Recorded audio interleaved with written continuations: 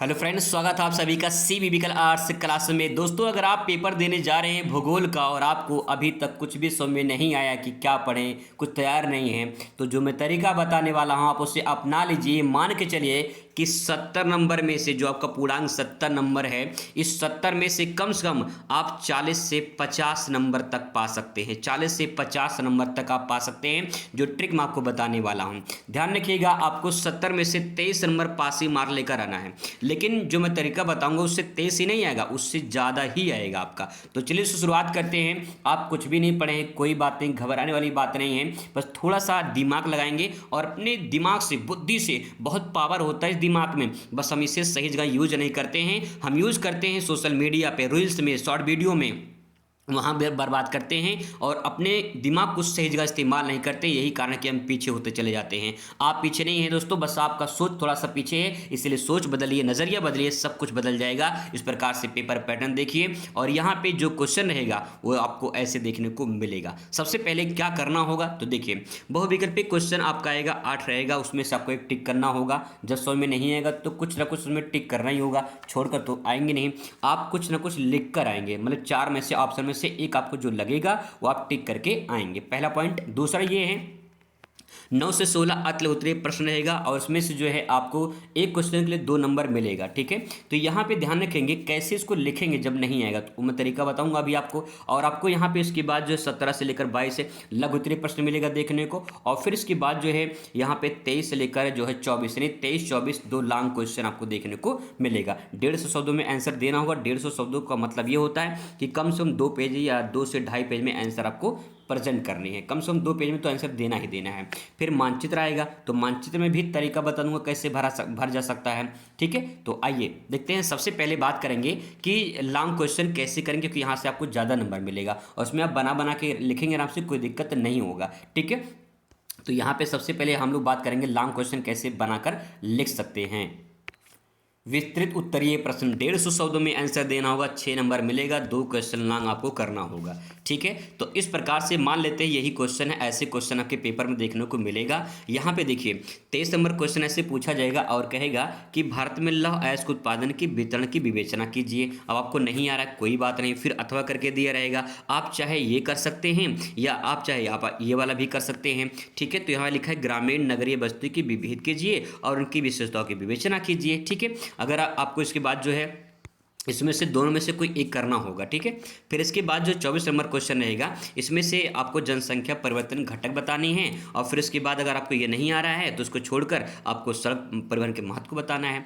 तो अब आपको उससे नहीं जान पा रहे कि क्या लिखना है, तो देखिए सबसे पहले यहाँ पे थोड़ा सा दिमाग लगाइए दोस्तों और समझने का प्रयास करिए। देखिए कोई बड़ी बात नहीं है, आपको बस समझना है और समझ के कीवर्ड उठा के सेंटेंस को लिखना है। यहाँ पे देखिए सेंटेंस को पढ़िए, सड़क परिवहन के महत्व की विवेचना कीजिए।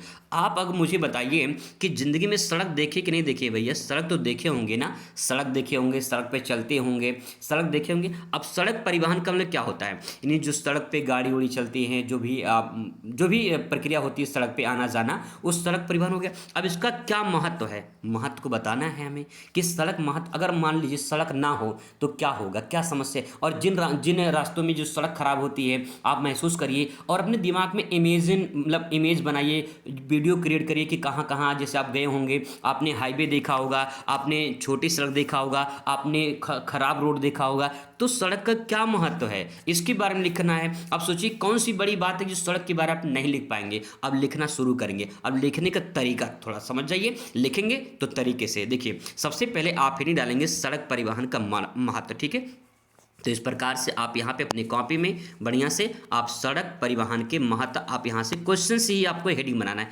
इतना पहले काम करना है, सड़क परिवहन के महत्व। ठीक है, इस प्रकार से ऐसे जो है आप लिख लेंगे और फिर इसके बाद एक छोटा सा फ्लो चार्ट बना लेंगे। ठीक है, ऐसे करके इस प्रकार से अंडरलाइन कर दीजिए और यहाँ पे जो है ऐसे 4-5 हेडिंग बना लीजिए अच्छे से, ताकि जो है एग्जामिनर का प्रभाव पड़े और एग्जामिनर कहे बच्चे ने अपने दिमाग से लिखा है और बढ़िया लिखा है। देखिए बोर्ड ने खुद जारी किया है निर्देश में कि आप फ्लो चार्ट, डायग्राम इन सब का प्रयोग करें। ये डायग्राम है, ये जो मैं यहाँ पे बनाया हूँ ना, ये सब डायग्राम है। इसके आधार पे जो है आपको बनाने हैं। ऐसे डायग्राम बन जाएगा। आप एक पॉइंट यहाँ पे लिखेंगे, एक पॉइंट यहाँ लिखेंगे, एक पॉइंट यहाँ लिखेंगे, एक पॉइंट यहाँ लिखेंगे, एक पॉइंट यहाँ लिखेंगे। अब देखिए एग्जामिनर देखेगा तो सबसे अलग लगेगा पहला पॉइंट। दूसरा आपका पेज भी भरेगा, ठीक है। अब ऐसा भी नहीं भरना है कि बड़े बड़े डायग्राम बना दे पेज भरने के लिए, ऐसा आराम से बने, छोटा छोटा बने, ताकि एग्जामिनर को ना लगे कि बच्चे ने पेज भरा। ऐसे भी नहीं करना है, आराम से बना लीजिए। बनाने के बाद फिर इसके बाद जो है आप पॉइंट वाइज लिखिए। इसमें पूछना है सड़क की महत्व बताना है, तो देखिए पहला पॉइंट क्या लिखेंगे इसमें, सड़क परिवहन महत्व में कि एक स्थान से दूसरे स्थान पर जाने में सुविधा होती है। ऐसे सोच के लिखिए भाई, सड़क पे हम एक स्थान से दूसरे स्थान पर जाते हैं, तो पहला पॉइंट हो जाएगा एक स्थान से दूसरे स्थान पर जाने में सुविधा, पहला हेडिंग। दूसरा, किसी वस्तु या सेवा को, कोई वस्तु है, कोई सामान आपको लेकर जाना है तो उसको आने जाने में सुविधा होती है, दूसरा पॉइंट। तीसरे में क्या लिखेंगे, तीसरे में लिखेंगे जैसे मान लो कोई जो है ये डोर टू डोर जो सड़क होता है ना, डोर टू डोर यानी सड़क जो होता है घर से घर तक पहुंचाता है। इसका मतलब क्या, इसका मतलब ये है कि जैसे मान लो कोई जो है मुंबई से आ रहा है, मुंबई से ट्रेन से आया है, तो ट्रेन आपके घर तक पहुंचाएगा नहीं, ट्रेन घर तक नहीं पहुंचाएगा, आपको बाई रूट के द्वारा ही अपने घर तक पहुंचना है। तो इसका मतलब ये कि ये जो अन्य जो परिवहन है, जैसे रेल परिवहन है, वायु परिवहन, इनको जोड़ने का काम करता है, ठीक है। इस प्रकार से हेडिंग बना जाएगा।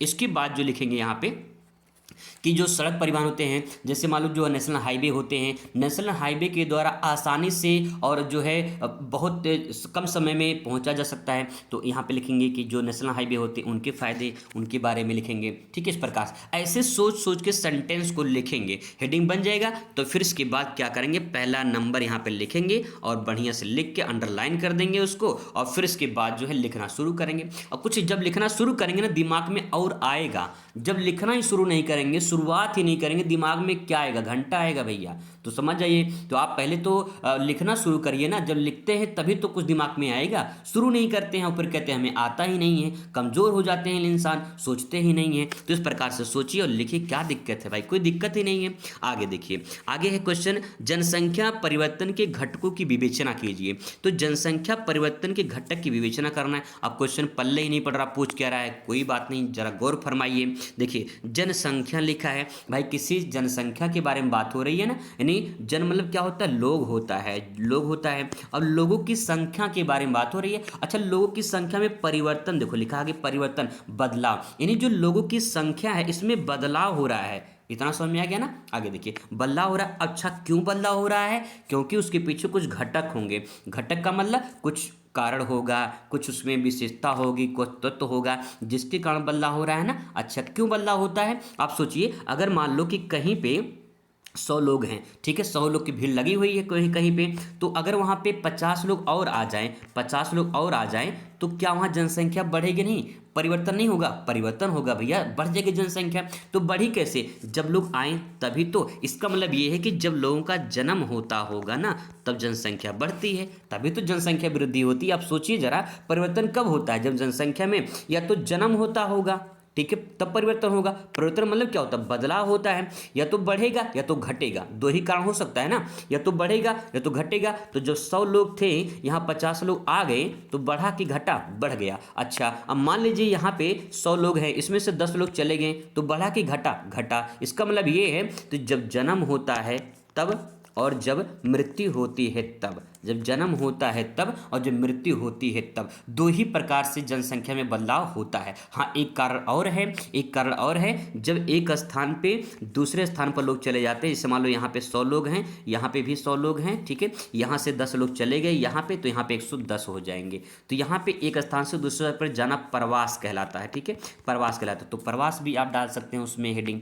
इस प्रकार से सेंटेंस सोचिए, और यहाँ पे देखिए आपका इतना तो हेडिंग बन जाएगा। क्वेश्चन से पहले हेडिंग बनाइए और 3 पॉइंट डायग्राम बनाइए, और फिर इसके बाद इसमें लिखिए, यहाँ पे देखिए जन्म दर यानी वृद्धि, मृत्यु दर यानी जो है घटोत्तरी ले सकते हैं, घटोत्तरी मतलब नहीं, कमी ले सकते हैं। अगर आप जन्म दर मृत्यु दर नहीं ले सकते हैं तो कोई बात नहीं, वृद्धि तो लिख ही सकते हैं, वृद्धि तो लिख ही सकते हैं, कमी लिख ही सकते हैं भैया, ठीक है। अगर प्रवास नहीं ले सकते हैं तो लिख सकते हैं कि अपनी भाषा में जब एक स्थान से कोई दूसरे स्थान पर लोग चले जाते हैं, ऐसे हेडिंग बना लीजिए, उसमें 2-4 लाइन लिखिए बना के। जब लिखना शुरू करेंगे 1 पेज 2 पेज तो भरेगा ही, डायग्राम डायग्राम बना के अच्छे से लिखेंगे तो भरेगा। ठीक है, लिखना शुरू करिए बस। ठीक है, चलिए, आई होप आपको समझ में आ गया होगा। ठीक है, आगे देखिए, ऐसे क्वेश्चन है कि ग्रामीण नगरीय बस्ती के विभेद कीजिए तथा उनकी विशेषताओं की विवेचना कीजिए। अब देखिए, अब इसमें आपको समझ में नहीं आ रहा क्या करना है, तो ग्रामीण देखिए लिखा है ग्रामीण। अब ग्रामीण में देखिए गांव से संबंधित है, अगर आप गांव के होंगे तो अगर आपको कोई कहेगा भी आप कहाँ के रहने वाले हैं तो बताएंगे हम गाँव से रहते हैं, तो आप ग्रामीण होंगे। कोई नगर में कोई शहर में रहता हो तो हम शहरी हो गए। इसका मतलब ये है कि गाँव और नगर यानी गाँव और शहर कि बस्तियां जो होती है ना उसके विभेद यानी भेद मतलब अंतर बताना है। ठीक है, गांव में जो बस्ती होती है और शहर में जो बस्ती होती है उनमें अंतर बताना है। अब आप सोचिए, गांव में जो लोग रहते हैं उनका कार्य कैसे होता है, वो जो है कहाँ पे काम करते हैं, खेतों में ज़्यादा काम करते हैं और उनका जो है कोई साधन नहीं होता है उतना ज़्यादा, लेकिन नगर में सारी सुविधाएँ मिलती हैं। आराम से इसको हेडिंग बनाइए यहाँ तक। ठीक है, यहाँ तक हेडिंग बनाइए और 2 लाइन खींचिए ऐसे, एक तरफ लिखिए ग्रामीण बस्तियाँ, एक तरफ लिखिए नगरीय बस्तियाँ और बना बना के पॉइंट लिखिए। आप कहीं शहर तो देखे होंगे, गए होंगे ज़िंदगी में कभी शहर में, गांव में होते होंगे तो जानते हो गांव के बारे में क्या होता है, कैसे वहाँ पर रहन सहन होता है, कैसे लोग रहते हैं, कैसे खेती करते हैं, किस प्रकार से जीवन यापन होता है, वही सेंटेंस तो लिखना है भैया। और एक बात सच्चाई मैं आपको बता दूँ, सुन लीजिए ध्यान से, 3 घंटे 15 मिनट की कॉपी आप लिखेंगे और एग्जामिनर 1 मिनट में आपकी कॉपी चेक करेगा। ये बात ध्यान रखिएगा दोस्तों, जो आप लिख रहे हैं उसकी कॉपी 1 मिनट में चेक होगी। इसका मतलब समझिए कि कितनी फास्ट कॉपी चेकिंग होती है। जो मैं आपको बता रहा हूँ ना, जेन्युइन तरीका बता रहा हूँ भाई, समझ जाइए। मुझे पता है अच्छे तरीके से कि कॉपी चेक कैसे होती है। ठीक है, अच्छे से पता है इसलिए बता दे रहा हूँ, जेन्युइन तरीका, समझ जाएंगे अच्छी बात है, नहीं समझेंगे कोई बात नहीं, एक दिन समझ में आएगा सर जब समय खत्म हो जाएगा तब। ठीक है, तो आपको पछताने से कोई मतलब पछताने के सिवा कुछ नहीं मिलेगा, इसलिए ध्यान से समझ जाइए तो ज़्यादा बेहतर होगा। बाकी फैसला आपके हाथ में है। ठीक है, और ऐसे ही क्वेश्चन बना के लिखेंगे, कोई दिक्कत नहीं होगा, कोई काटेगा भी नहीं, पूरा बढ़िया नंबर मिलेगा। 6 नंबर का क्वेश्चन रहेगा, बना के लिखेंगे तो 4 नंबर 5 नंबर एग्जामिनर दे ही देगा भैया। अब सोचिए कि अगर कुछ नहीं लिखेंगे तो कुछ नहीं मिलेगा, छोड़ कर आएंगे कुछ नहीं मिलेगा, इससे कुछ लिख कर आइए। आगे देखिए, भारत में लौह अयस्क के उत्पादन वितरण की विवेचना कीजिए। अभी क्वेश्चन पूछेगा, मान लो नहीं आएगा तो क्या करेंगे, छोड़ देंगे? नहीं छोड़ेंगे नहीं, इसमें से कोई एक करना है। मैं बता दे रहा हूँ कि कैसे कैसे आप बना के लिख सकते हैं, वो मैं बता दे रहा हूँ। ठीक है, वही देखिए लव एस्क लिखा है। ठीक है, लव एस्क समझ में आ रहा होगा, भारत समझ में आ रहा होगा, अपना देश के बारे में बात हो रही है। तो देखिए अब यहाँ पे थोड़ा सा दिमाग लगा लेते हैं कि आपको भारत का मानचित्र मिलेगा और भारत का थोड़ा सा एक मैप बना लीजिए। ठीक है, टूटा फूटा एक मैप बना लीजिए, अगर आपको आता है तो एक टूटा फूटा मैप बना लीजिए। ठीक है, बनाने के बाद जो उसमें थोड़ा दर्शा दीजिए, देखिए कितना कमाल का नंबर मिलेगा। एग्जामिनर खुश हो जाएगा भैया और कहेगा कि क्या बच्चे ने लिखा है। मैं स्क्रीन पे बना रहा हूँ इसलिए ऐसे बन रहा है, लेकिन कॉपी बनाता तो अच्छे से बनाता हूँ। ठीक है, मैं बना लेता हूँ भाई, मुझे आता है बनाने। तो इस प्रकार से आप भी बनाइए, कोशिश करिए। और यहाँ पे लौह अयस्क के उत्पादन कहाँ कहाँ उत्पादन होता है नहीं पता है तो यहाँ पे 2-4 राज्य भर दीजिए, मध्य में भर दीजिए, जैसे कि आपका झारखंड है, झारखंड भर दीजिए। उससे बगल में जो है, इसे बीच में मध्य प्रदेश भर दीजिए, झारखंड भर दीजिए, पश्चिम बंगाल भर दीजिए, 2-3 नाम भर दीजिए। ठीक है, अब इसके बाद देखिए बढ़िया एग्जामिनर नंबर देगा। अगर आप सही तरीके से कर देते हैं तो भाई 6 में 6 पूरा नंबर मिलेगा। ठीक है, वितरण में कहाँ कहाँ फैला है, कहाँ कहाँ उत्पादन होता है, इसके बारे में बताना है। लौह अयस्क का कितना उपयोग होता है, आप देखिए परिवहन के जितने साधन होते हैं सब लोहे से तो बनते हैं, तो उसका उपयोग बताइए कहाँ कहाँ लोहे का उपयोग होता है और कैसे लोहे का निर्माण होता है, इसके बारे में सोच के बढ़िया से अच्छे से लिखिए। कोई दिक्कत नहीं दोस्तों, बस लिखना तो शुरुआत करिए। ऐसे ही आपको लघु उत्तरीय प्रश्न भी करना होगा। 4 नंबर इसके लिए मिलेंगे, 50 शब्दों में लिखना पड़ेगा, कम से कम 1 पेज में आपको आंसर देना होगा। क्वेश्चन पूछा है कि ट्रक कृषि क्या होती है, ट्रक कृषि की विशेषताएं बताइए। अब भैया क्वेश्चन ने ट्रक कृषि क्या, ये कौन सी कृषि होती है। अब दिमाग में आता है कि ट्रक कृषि यानी ट्रक उत्पादन होता है कृषि में, ये कौन सा जो है क्वेश्चन पूछ लिया। तो ट्रक मतलब होता है भैया वो ट्रक, यानी जो कृषि जो होती है ना, वो कृषि ट्रक से जो है वस्तु जो होती है वो आसानी से एक स्थान पे दूसरे स्थान पर पहुंचाया जाता है। ठीक है, तो आप सोचिए कि इसमें जो है ट्रक के माध्यम से कृषि जो होती है, यानी जो उत्पादन होता है, जैसे फल फूल सब्जियां, इन वस्तुओं को बाजार तक पहुंचाने के लिए ट्रक का इस्तेमाल किया जाता है, इसीलिए इसे ट्रक कृषि कहा जाता है। अब इसकी विशेषताएं लिखिए, विशेषता में नहीं आ रहा तो देखिए सोचिए ज़रा, अगर मान लो कि बाजार है, ठीक है। और बाज़ार में अगर जो है सब्जियां या फिर जो फल फूल है ना पहुंचे तो क्या दिक्कत नहीं होगी, महंगाई बढ़ जाएगी, फल फूल बढ़ जाएंगे, कीमत बढ़ जाएगी। तो इसका मतलब ये है कि बाजार तक आसानी से पहुंचाने के लिए ट्रक का इस्तेमाल किया जाता है। पहली विशेषता सोच के लिखिए दिक्कत क्या होगी, ठीक है। और फिर इसके बाद जो है बाजार होते हैं, जो बाजार होते हैं वो बाजार जो होते हैं वो कृषि के जो क्षेत्र होते हैं उनके लगभग पास में होते हैं। इस प्रकार से सेंटेंस लिखिए बना बना के। 4 नंबर में लिखना है, 4 हेडिंग बना लीजिए, बढ़िया से लिखिए, ठीक है। आगे है सतत पोषणीय विकास की अवधारणाओं को समझाइए। सतत पोषणीय विकास समझ में नहीं आ रहा है, कोई बात नहीं, देखिए जरा गौर फरमाइए थोड़ा सा। सतत लिखा है, सतत मतलब क्या होता है, कंटिन्यूटी जो चल रहा है, सतत विकास हो रही है, लगातार विकास हो रहा है, ऐसा सोचिए। पोषण लिखा है ना, पोषण जो हम उपयोग करते हैं अपने जीवन यापन के लिए उपयोग करते हैं वो पोषण हो गया। विकास समझ में आ रहा है, विकास यानी हम कुछ ऐसा वस्तु उपयोग करें जिससे हमारा क्या हो, विकास हो। ऐसे ऐसे देखिए, तो हमारा ऐसा कोई जो है वस्तु को उपयोग करें जिससे विकास हो, और हम क्या करेंगे, हमारे पास जो संसाधन है हम उसको उपयोग करें और हमारी आने वाले जो पीढ़ी है उसका उपयोग करें, तो उसे हम सतत पोषणीय विकास कहेंगे। और उसके बारे में आप लिखिए सेंटेंस को, थोड़ा कीवर्ड जब समझ जाएंगे ना अच्छे से लिख पाएंगे, ठीक है। आगे है स्वच्छंद उद्योग क्या होता है। स्वच्छंद उद्योग लिखा है, यानी उद्योग ऐसा होगा जो स्वच्छ होगा, पहला पॉइंट। उद्योग कैसा होगा, जो ऐसा उद्योग जो स्वच्छ होगा, यानी जो जिसमें प्रदूषण नहीं होता है, प्रदूषण कम होता है, ऐसे उद्योग को स्वच्छंद उद्योग कहा जाता है। तो उसमें 4.4 विशेषताएं लिख दीजिए, पूरा नंबर मिल जाएगा, अच्छे से, कोई दिक्कत ही नहीं है, ठीक है। आप थोड़ा सा पढ़ लेंगे तो और अच्छे से लिख पाएंगे, नहीं पढ़े हैं तो ऐसे बना के लिखे दोस्तों, पूरा बेहतरीन नंबर मिलेगा। ऐसे सारे क्वेश्चन करके आएगा, एक भी क्वेश्चन मत छोड़िएगा, मानचित्र को भी भर के आएगा। मानचित्र का मैंने वीडियो बताया है कैसे ट्रिक से आप भर सकते हैं, आप उसे देख सकते हैं। मिलते हैं नेक्स्ट वीडियो में, thanks for watching, best of luck.